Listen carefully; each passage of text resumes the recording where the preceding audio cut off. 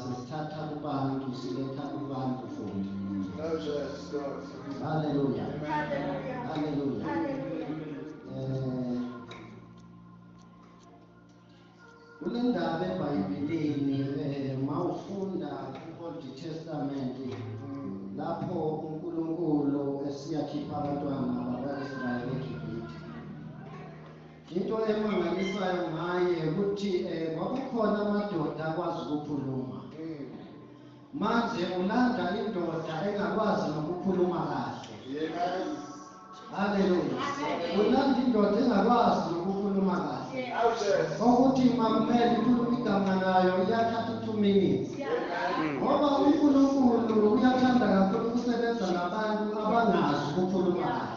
Yes, yeah. Ngizokutshela ukuthi why engasebenzisi kakhulu abantu abakwazi ukukhuluma kahle. Yeah. Hallelujah.